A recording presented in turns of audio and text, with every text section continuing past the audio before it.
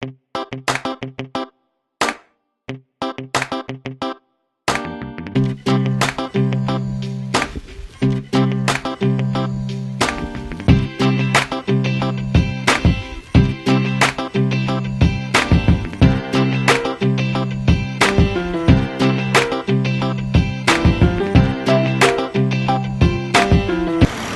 Remit is my name. Currently, I am the Director General of the State Directorate for Employment. I work with the state government. Before then, I've been involved in youth development as the President and Founder of African Development Foundation, which is an organization I founded in 1999, way back before you were born. So since then, I've been championing a number of youth causes, and by the grace of God, the government also found me fit to drive the employment and job creation programs of the state government. So that's the brief about it.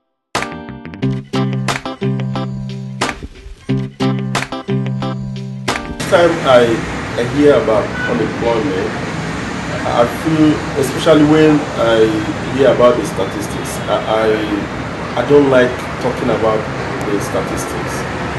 Now, the truth is that there is an unemployment crisis ravaging the country. Now, the way I discuss unemployment, I try to blame the young people.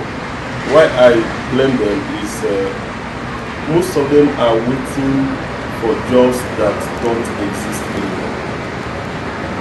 Most of them, it is a pity that's the way our schools are structured.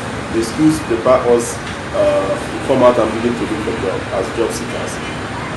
But then, those of them or those of us that have foresight, we try to go beyond what we got from the school. We try to see how we can initiate programs or create businesses or ideas that will become business opportunities and get fully employed, implementing them. For example, myself, I've never worked anywhere in an organization or in any company apart from when I was in my IT and NYSC. I started my NGO as a youth corper, and when I finished as a youth corper, I became so much involved that I couldn't even go looking for a job. From there, I got government appointments and all of that. When I finished serving in the government, I go back to my business. So what I'm saying is that when you talk about unemployment, I get infuriated because these ones that are unemployed is not supposed to be so. Because every young person, every youth has a business in him, a business in her, something that can be transformed into a multi-million naira business. So that's why when we talk about unemployment, I don't like it, because every person has something he or she can do to earn millions of naira.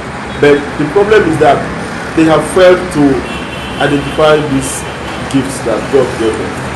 So that's the problem. So when we talk about unemployment, I don't like it, because again, the statistics we have, they only measure the number of people that are employed in the civil service, in the public service, and maybe in the organized private sector. They forgot those of them that are in the indirect sector, maybe mechanics, hairdressers. Those ones are employed, but I don't know, they think employment is all about when you are employed in the civil service, or when you're working in the bank, or when you're working in the oil company.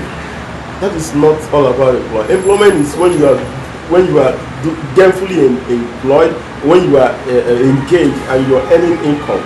That is employment. It's not when you are working for government or when you are working in the bank or oil company alone. So that's why I don't like looking at the statistics that come from National Bureau of Statistics or even any other agency that produces those statistics. I look at the issues that are involved. Why is this person unemployed? Or why are those 30-something million people youth? Why are they not employed? These are the areas I like to discuss. And that's why I've been going around challenging young people, telling them, stop looking for jobs. There's a lot of jobs in you already.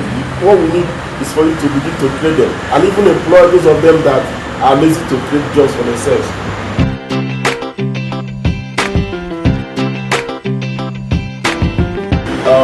It is a factor. Now, but I also look at it from another radical angle. You know, everywhere I go, that is the major question that comes up. About we can do this, we can do that, but we don't have money to do that. I laugh. You know why I laugh? Now, to start a business, it is not money that you need first. You understand me? You don't need money first. What you need is an idea. What idea do you have? If you have a life-changing idea, people will come to put their money. People will come to put their money. Even the government will come to look for you to put their money. If you have an idea that can rule the world. You see how I look at the issue of financing and startup capital. Now, let me also tell you this story. There are different strategies of raising startup capital. But the problem with our young people is that they want to start it big. They want to start it big. They don't want to start small. Just a few days ago, I spoke to a young person, a young guy that came. He's interested in running a pastry food or whatever. Center like fast food. Now, I asked him, say, how much are you looking at? He said 400,000. I said, why? He talked about equipment to buy for this, for that, for that. I said, okay. Now, you can do shawarma, he said, yeah. You can do samosa, you can do. I said, okay. Why don't you pick only shawarma and start with shawarma? Now, he now talked about rent. He was talking about how much, about 10 or 12,000 per month. I said, okay. Why don't you go look for a space where you will pay about 5,000 per month?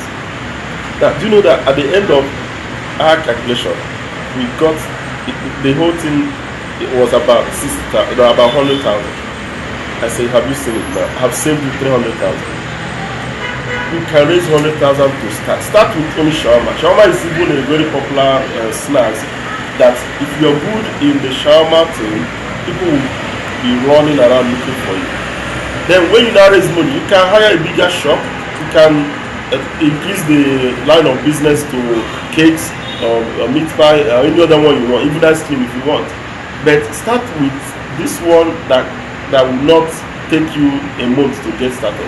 And maybe by the grace of God, you have up to 100,000 in your savings. Then another issue is, why they find it difficult is that, like I said, they want to start big. But do you know that someone can, let me still go into the food business. So many of the fast foods that we see today, they started as mama put. Twitter Bite is an example. You know Twitter Bite? It's an example. She told me the story. The owner told me the story. I didn't hear it from anybody. He started small as mama put. Now, but this young person is waiting for when he or she will raise about 1 million naira or even 20 million before he gets started.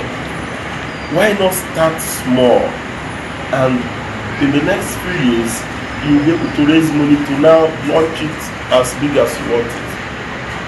So I don't really see that as a barrier, because like I said, if you have an idea that will work, your parents will put money in the idea. Your relations will put money. Are you getting it? But if you have a bogus idea and a bogus budget, everybody will be scared because nobody wants to lose money. Do you understand it? Nobody wants to lose money. And the banks will not give you because the risk is high. You are just starting. They've not seen, you don't have a history. So they won't be able to invest in your business. So that is why you should start with something that you can finance. Take it off the ground first. By the time people begin to see how you're doing, my sister, even strangers will come to support you. As I speak with you, I can beat my chest and tell you that there's no contacts you want from me that I don't have. I have people I can connect you with. You know, in any idea you have, I have someone that can help you develop. So I want to invite you to join us on 10th of December for Imo Startup Weekend. I will be there myself, and by the grace of God, I'm also going to bring a number of my colleagues to come and provoke young people in Imo State so that they can begin to think of what to do.